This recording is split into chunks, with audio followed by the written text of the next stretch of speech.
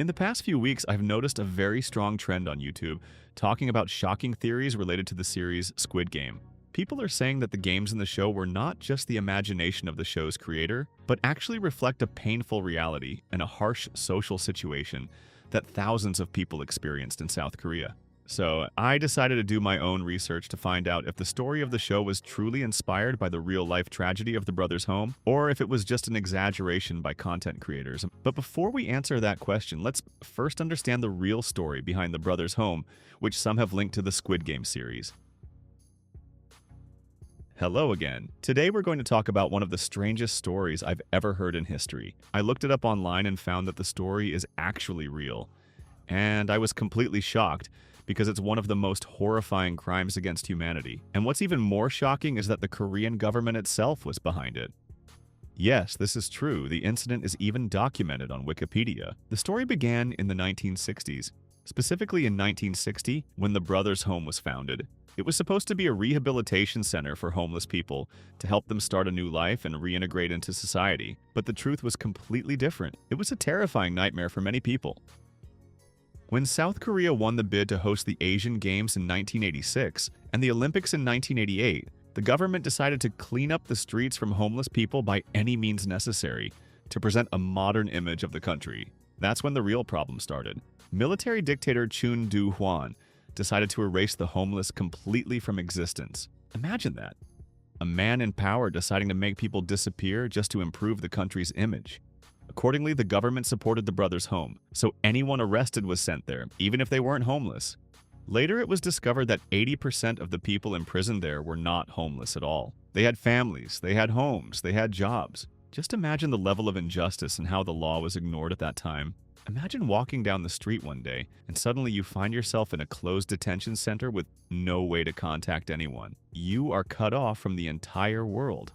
As time passed, more and more people started disappearing. Families began asking questions about their missing children and relatives, but the government never responded. Then in 1980, after many complaints and growing public anger, an investigation was finally launched. That's when the truth came out. The brothers' home was just a prison for mass torture, and many people died there. But because the Olympics were approaching, the government decided to close the case and cover up the whole tragedy. And that's the summary of the brothers' home story. Now, back to the topic of the episode. Was the show Squid Game actually inspired by the real story? After reading the history of it, I searched for any connection between the show and the events. Eventually, I found an article on a website called The Korean Times, written by a Korean heritage researcher named Jack Greenberg. The article was titled, "A False Narrative Linking Squid Game to the Brothers' Home Incident." The author said that the connection was only speculation, and that social media greatly exaggerated the idea. Even the photos shared online were mostly generated by AI or taken from the artwork of a Turkish artist on Instagram.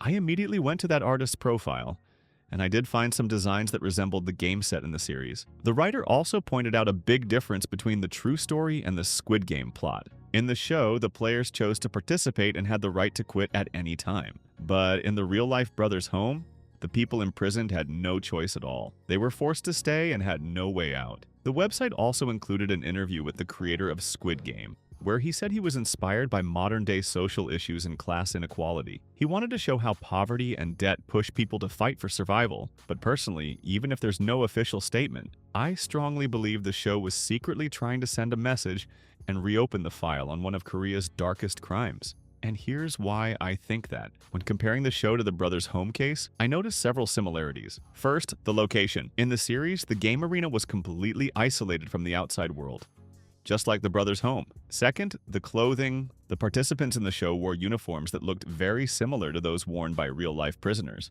Third, transportation. In the show, players were taken in special trucks. That's exactly how the detainees were transported in reality. Fourth, burying the losers. In Squid Game, anyone who lost was eliminated and buried on site. This is the same method used in the brothers' home. And finally, what confirmed my suspicions? Was the public reaction after Season 1 aired in 2022? People started talking again about the brothers' home incident, and just a few months later, the Korean government was forced to acknowledge the tragedy and publish a full report. In my opinion, the release of that report was driven by the release of the show, and that's my personal take. Now I want to hear your thoughts. Write your opinion in the comments, and don't forget to like and subscribe so you don't miss anything new.